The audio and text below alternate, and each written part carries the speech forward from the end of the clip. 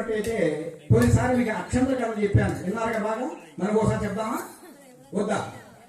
సరే చెప్దాం. ఒకసారి అయ్యా రైతు అంటే మీరు ఏమనుకోకండి, లేదా నా పేరు చెప్పుకుంటే ఇబ్బంది ఏం లేదు. తర్వాత ఒక రైతు గారు ఒక పట్టణానికి వెళ్ళాడు. ఆ ఎక్కడ పట్టణము అంటే మనకి ఒంగోలు పట్టణమే కదా, ఆ ఒంగోలు నగరానికి వెళ్ళి ఉంటున్నారంట. అలాగా ప్రసాద్ గారు అన్నయ్య గారు లాంటి ఒక శ్లోకం చెప్తున్నాడు. అతని అభ్యాగతో భవ, అతని గౌరవించాలయ్యా, మన ఇంటికి వచ్చాలని అని అన్నాడంట. సరే అని చెప్పేసి ఆ విధంగా ఆయన ఉపన్యాసం విన్నాడు. ఇంటికి వచ్చాడు. రోజుకి ఇంత అతిథికి అన్నం పెట్టాలని చెప్పి ఆలోచించుకున్నాడు.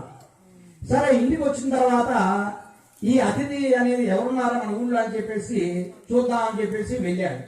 వెళ్ళిన తర్వాత ఎవరు కనపడాల. ఇంకా పక్క ఊరికి వెళ్ళి ఒక అతిథిని పిలుచుకోవచ్చి ఆయనకి చక్కగా పంచపక్ష ఫలాలను భోజనం పెట్టాడు. వారి చేత ఆశ్రయించి ఆయన వెళ్ళిపోయాడు. ఏమే ఈ రోజు మనం అతిథి పూజ చేసాము చక్కగా, అబ్బా సంతోషం. ఏమంటే రేపు ఉంది కదా, ఏం చెప్పారు నీకు ఉపన్యాసం వాళ్ళు పంతులు అయ్యారు, రోజు అతిథి పూజ చేయాలి అని అన్నారు కదా, ఇంకా రేపేమో ఎక్కుదామనండి. సరే ఎదుగుదామని అన్నారు. తర్వాత అందరూ మన గ్రామంలో ఒక యాప చెట్టు కింద ఒక సోమరిపోతాడు ఒకడు కూర్చో ఉంటాడు. వాడు కూర్చోండి పక్క ఊరి నుంచి వస్తున్నా అతను చూసారే ఎక్కడ నన్ను వెళ్ళేది అన్నాడు. మీరు ఏ ఊరు? మా ఊరికి ఎందుకు వచ్చామని. లేదయ్యా ఇక్కడ ఎవరు రామయ్య గారంటే కృష్ణయ్య గారంటే వాళ్ళ దంపతులు నాకు భోజనం పెడతానంటే వెళ్తున్నాడు. వాళ్ళ ఇంట్లో ఏముంది, కూరలేదు ఏమేరు, ఇక్కడ ఏం లేదు, వాళ్ళ పెట్టే పిచ్చినారు వాళ్ళు, పిల్లి కూడా పిచ్చనేరయ్యా అని చెప్పి అన్నాడు. అది నన్ను పిలిచారే అని అన్నాడు. నా మాట వెళ్ళిపో అన్నాడు. పంపించాడు. వీడు కూర్చున్నాడు. మా ఇక్కడ యాప్ చెట్టు హాయి గజ్జాగా పడుకున్నాడు యాప్ చెట్టు కింద. అయిన తర్వాత ఎవరు చూసినా ఏంటి పిలిచినోడు రాలేదని చెప్పి అక్కడికి వచ్చిన తర్వాత ఇక్కడ ఒకటి కనపడ్డాడు. కనపడంగానే ఏమయ్యా ఈ రోజు ఏమన్నా పక్క నుంచి ఎవరైనా వచ్చారంటే అబ్బాయి ఎవరు రాలేదు, నీ ఒక్కరే ఉన్న యాప్ చెట్టు ఏం చెప్పు, నా బిజీగా ఉన్నా. సోమరిపోతాడు వాడు బిజీగా ఉన్నాడు. చూడండి సరే అంటే సరే ఏం లేదు, మా ఇంట్లో అన్నం పెడదాం అనుకుంటున్నాను, రోజు ఒకటి భోజనం పెట్టాలి, మీరు భోజిస్తారయ్యా అన్నాడు. నాకు సమయం లేదు ఇప్పుడు అన్నాడు. తర్వాత భార్య సరపా నేను ముందు పోయి వెనక వస్తా అని చెప్పి పోయి చక్కగా కాలు కడుక్కొని భోజనం పెట్టాడు. ఆ రోజుకి ఆ సోమరిపోతాడికి కడుపు నిండిపోయి హాయిగా బుర్ర పెడుతున్నాడు, నిద్రపోతున్నాడు. ఎట్లా ఒక రోజు 2 రోజులు 3 రోజులు దిగింది.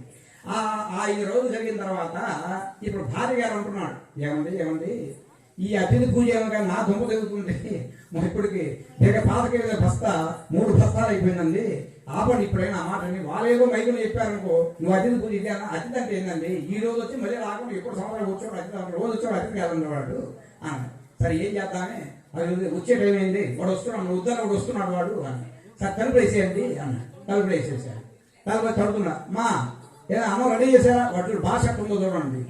పాపం వాళ్ళ ఇంటికి వచ్చి అడగడమే కాకుండా రోజు అలవాటు అయిపోయిందా, ఏమ్మా ఆకలి అవుతుంది కానీ ఏంటి కూడా గుర్తంగా కూడా చేసి కూడా తల్లి అన్నాడు. బెదిరించాం మళ్ళీ అలాగే. ఏమండి వాడు వచ్చాడండి, నాకు భయంగా ఉందండి, పెద్ద చేసేదండి అని. ఏం చేసేది, నువ్వు చేసిన పనికి నేను బాధపడుతున్నాను, ఇప్పుడు ఏం చేద్దాము అని సరే ఈరోజు తలుపు తీసి పెడదాము అన్నాడు. తలుపు తీసాడు, చక్కగా భోజనం పెట్టాడు. భోజనంలో బా ఈరోజు బ్రహ్మాండంగా చేసేమ్మా, చిరంజీవ సౌభాగ్య అయ్యా నువ్వు దీంచిన పుణ్యం కానీ నువ్వు ఆ చెట్టు కింద పడుకోపో అనగాని ఆ చెట్టు కింద మళ్ళీ పడుకో వాడు గొర్రెలు పెట్టడం మొదలు పెట్టాడు. ఇట్లా గెలుస్తుంది కాలం. ఇంకా చివరిగా భార్య అనేది ఏమంటే పని చేద్దాము, మనం తినేదాన్ని కూడా బీపీ పెట్టుకోలేవు దాన్ని. సరే వాడు వచ్చే ముందు మన ఇద్దరం తిట్టుకున్నామండి, తిట్టుకున్నాం. వాడి కోసం మనం తిట్టుకోవడమే రావట్లేదు అని. ఏం లేదండి, పెళ్ళి అప్పుడు మా వాళ్ళని నువ్వు తిట్టావు, పెళ్లి తర్వాత మీ వాళ్ళు నేను తిట్టాను, కాబట్టి ఇప్పుడు ఇద్దరు తిట్టుకుందామండి, ఆ తిట్టులు వాడు వెళ్ళిపోతాడు అండి అని. ఓహో అట్లనా, సరే అండి. అదే వస్తున్నా తలుపేయాలి. తలుపేశాడు. ఏమయ్యా ఈరోజు వంటకం ఏంది, ఈరోజు వంటకం ఉంది. మొదటి ఫ్లోర్ ఇట్లా వచ్చాడు, ఇట్లా తిన్నాడు, ఇట్లా చేశాడు, వాళ్ళని ఈయన తిట్టడం మొదలుపెట్టింది. నన్ను తిడతామంటే అని చెప్పి ఈయన కొట్టడం తమాషగా అసలు నిజమైపోయి నిజంగా కొట్టుకున్నాడు. దంపతులు ఇద్దరు కూడా ఇద్దరు కొట్టుకున్నారు. వాడు అది చూసి నా గురించి మీ అన్నం పెట్టబోతు పెట్టకపోయారు కానీ మీరెందుకు కొట్టుకుంటారు నా తల్లి, నేను వెళ్తున్నా ఈ ఊరు ఇంకో ఊరు నేను పోతున్నాలే అంటే వెళ్ళిపోయాడు. పాపం మంచివాడు. వెళ్ళిపోయిన తర్వాత భార్య కిటికీ గుండా చూసి, ఏమండి మీరు ఆ కిటికీ గుండా చూడండి, నేను కిటికీ గుండా చూస్తాను అని కిటికీని చూస్తే వాడు లేడు. ఏమండి వాడు వెళ్ళిపోయాడు. అమ్మ ఏమండి మీకేమో దెబ్బలు తగిలే, నీకు మిమ్మల్ని నేను తిట్టానండి. అబ్బాయి నీ పుట్టినరోజు అన్నీ ఇప్పుడు గుర్తొచ్చాయి తల్లి. సరే తిట్టే నా భార్య కదా, ఏమంటే నన్ను కొట్టారు కదండి, ఇప్పుడు వాతలు పడ్డాయి, పెళ్ళెప్పుడు కూడా నన్ను కొట్టలేదండి అని. పెళ్ళెప్పుడు మీ ఆయన ఒప్పుకోడు కదమ్మా అంటూ ఒకరినొకడు ఆ విధంగా ముచ్చటించుకుంటూ బాధపడుతూ తర్వాత ఇస్తరాకేసుకున్నారు చక్కగా. ఏమో ఆ పంచపక్షం అనేది ఆకలి అవుతుందబ్బా, ఈవిని కొట్టేలాగే నాకు ఆకలి అవుతుంది బాగా చెప్పి కూర్చొని ఇంకా తినబోతున్నాడు. ఈడు పాపం సోమరిపోతు కదా, మంచివాడు పాపం. ఈయనేం చేశాడు, దొడ్డు గోడ గురించి నేను పోయాను అనుకున్నారా, నేను వెనకే ఉన్నాలే, మీరేం భయపడకండి. అంటే దీని కథ ఏమిటంటే, మనిషికి మనం దానం చేసే గుణం అనేది ప్రతి వాడికి ఉండాలి. అతి దానం చేసినప్పుడు కూడా ఇలాంటి వాళ్ళు తయారవుతుంటారు అని దీంట్లో యొక్క కథ. ఇంకొక చిన్న కథ చెప్పి ముగిస్తాను. ఆ కథ చెప్పడం ఇష్టం కాబట్టి మీరు నా గురించి అనుకోవద్దు.